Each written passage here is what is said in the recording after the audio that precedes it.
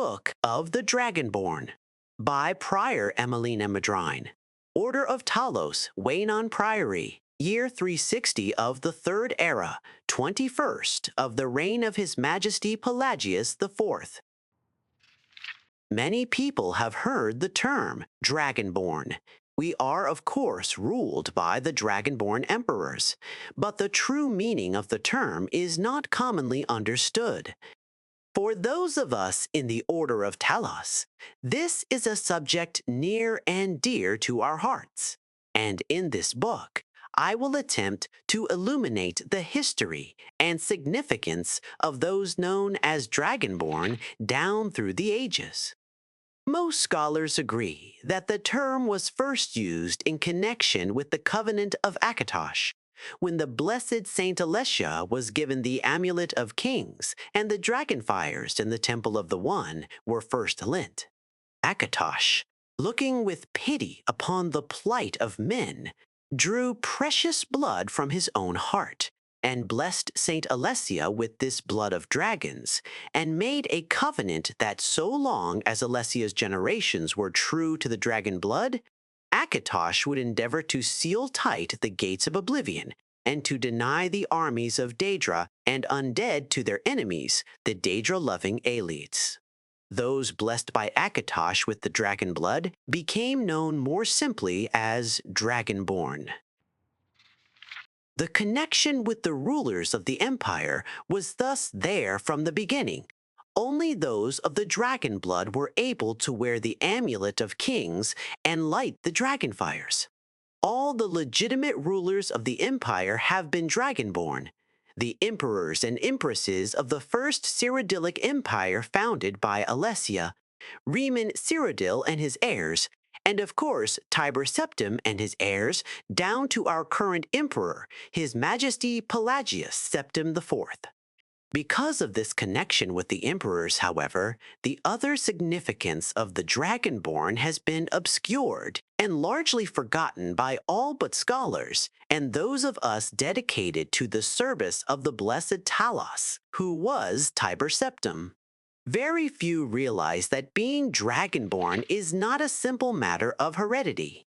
Being the blessing of Akatosh himself, it is beyond our understanding exactly how and why it is bestowed. Those who become Emperor and light the dragonfires are surely Dragonborn. The proof is in the wearing of the amulet and the lighting of the fires. But were they Dragonborn and thus able to do these things? Or was the doing the sign of the blessing of Akatosh descending upon them? All that we can say is that it is both, and neither, a divine mystery. The line of Septims have all been Dragonborn, of course, which is one reason the simplistic notion of it being hereditary has become so commonplace. But we know for certain that the early Cyrodiilic rulers were not all related. There is also no evidence that Riemann Cyrodiil was descended from Alessia, although there are many legends that would make it so, most of them dating from the time of Riemann and likely attempts to legitimize his rule.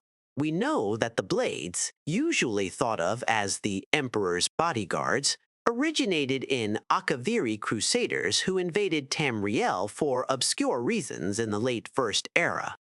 They appear to have been searching for a Dragonborn. The events at Pale Pass bear this out. And the Akaviri were the first to proclaim Riemann Cyrodiil as Dragonborn. In fact, it was the Akaviri who did the most to promote his standing as emperor, although Riemann himself never took that title in his lifetime. And of course, there is no known hereditary connection between Tiber Septim and any of the previous Dragonborn rulers of Tamriel. Whether there can be more than one Dragonborn at any time is another mystery. The emperors have done their best to dismiss this notion, but of course the imperial succession itself means that at the very least there are two or more potential Dragonborn at any time, the current ruler and his or her heirs. The history of the Blades also hints at this.